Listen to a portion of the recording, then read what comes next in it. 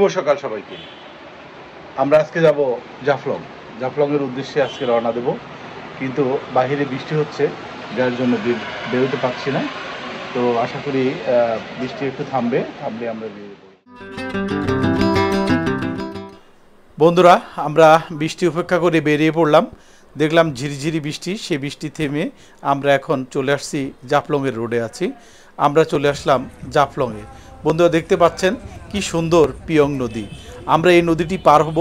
আমরা পার হয়ে ওই যে দেখতে পাচ্ছেন সামনে সেই সংগ্রামপুঞ্জি, সেই চা বাগানে আমরা যাব। বন্ধুরা দেখতে পাচ্ছেন যে খুব সুন্দর একটি এরিয়া।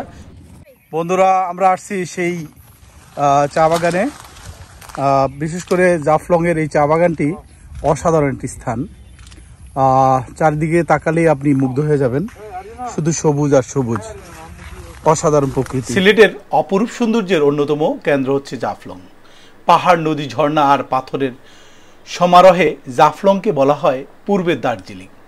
এই জাফলংয়ের শ্রীপুর এলাকায় অবস্থিত সংগ্রামপুঞ্জি চা বাগান, যা পর্যটকদের জন্য এক বিশেষ আকর্ষণ। মেঘালয়ের সবুজ পাহাড় ঘেঁষে গড়ে ওঠা এই বাগান প্রকৃতিপ্রেমীদের কাছে এক স্বর্গীয় অনুভূতি। অসাধারণ লাগছে এই বাগানে ঘুরে। সমতল ভূমিতে চা বাগান একদম অন্যরকম আমাদের বাংলাদেশের ভিতরে, যদিও এটা জাফলংয়ের খাসিয়াপল্লীতে অবস্থিত সরকারি একটি বাগান। এই বাগানটি সত্যি আপনার মন কাটবে, অসাধারণ। সংগ্রামপুঞ্জি চা বাগান শুধু একটি পর্যটন কেন্দ্রই নয়, এটি দেশের অর্থনীতিতেও অবদান রাখে। এখানকার উৎপাদিত চা দেশের অভ্যন্তরে সরবরাহ করা হয় এবং বিদেশেও রপ্তানি করা হয়। বন্ধুরা, চা বাগানে সত্যি চমৎকার একটি আবহাওয়া, বিশেষ করে খুবই ঠান্ডা, এবং এই সবুজ প্রকৃতি দেখে খুবই ভালো লাগছে। অসাধারণ এখানকার প্রকৃতি, অনেক সুন্দর। আনান এবং আরিয়ান আমরা মোটামুটি সবাই বাগানে ঢুকছি। তো বাগানটা ঘুরে ফিরে দেখছি। একটু দেখে শুনে হাঁটো, আর যেখানে পানি সেখানে পা দিও না, তাহলে পানিতে ময়লাতে তোমার পা ভরে যাবে। একটু দেখে শুনে হাঁটো। আমরা দেখছি সেই চা বাগান, অসাধারণ এই বাগানের অনুভূতি। আমরা সমতল ভূমিতে চা বাগান, সত্যি অসাধারণ লাগছে। বন্ধুরা, এই জাফলং ভ্রমণে গেলে সাধারণত পিয়াইন নদী, দাউকি নদীর স্বচ্ছ জল, সীমান্ত রেখা, মেঘালয়ের পাহাড়, জাফলং ব্রিজ ও ঝর্ণা পর্যটকদের মুগ্ধ করে। তবে সংগ্রামপুঞ্জি চা বাগানের ভ্রমণে ভিন্ন এক অভিজ্ঞতা পাওয়া যায়।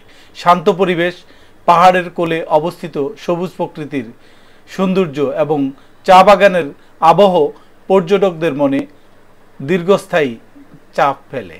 ভ্রমণকারীদের জন্য পরামর্শ হলো, জাফলং ভ্রমণে গেলে সকালে অথবা বিকেলের দিকে চা বাগানে ঘুরে দেখা সবচেয়ে ভালো। ফটোগ্রাফি প্রেমীদের জন্য এটি আদর্শ স্থান। তবে চা শ্রমিকদের প্রতি সম্মান বজায় রাখা ও পরিবেশ পরিচ্ছন্ন রাখা প্রতিটি পর্যটকদের দায়িত্ব। বন্ধুরা, সিলেট জাফলং ভ্রমণে প্রকৃতিপ্রেমী ভ্রমণকারীদের জন্য অসাধারণ অভিজ্ঞতা।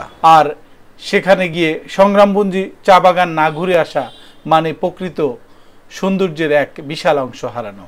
বন্ধুরা, আমরা সেই অংশটি হারাতে চাইনি, যার জন্য আমরা চলে আসছি সেই সংগ্রামপুঞ্জির চা বাগানে।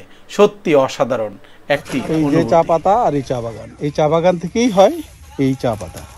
আর এই চা পাতা এর কাছ থেকে আমরা সংগ্রহ করেছি, অপু ভাইয়ের কাছ থেকে। এখন আমরা নিয়ে যাব, দেখি। সে বলছে সে একেবারেই বাগানের সেরা পাতা আমাদেরকে দিয়েছে। চা পাতা নিচ্ছি। তোমার নাম কি? তোমার নাম কি? হ্যাঁ, অপু পাইনকার। অপু পাইনকার, জি জি। অপু পাইনকার কাছ থেকে আমরা চা পাতা নিচ্ছি। অপু ভাই বাগানের সেরা চাটা। হ্যাঁ, বাগানের সেরা পাতা সে দিয়েছে। জানি না এখন সে কার্ড ঢুকিয়ে দিচ্ছে। দেখা যাক, যদি ভালো হয় আমরা আবার তার কাছ থেকে চা সংগ্রহ করবো। 250 গ্রাম করে নিচ্ছি। চা বাগান আপনাদের কেমন লাগলো? আপনাদের চা বাগান দেখে আপনারা মজা পেয়েছেন কিনা, বা ভালো লেগেছে কিনা? ভালো লাগলে অবশ্যই চ্যানেলটি সাবস্ক্রাইব করবেন এবং আমার সাথে থাকবেন। ধন্যবাদ সবাইকে। আল্লাহ হাফেজ।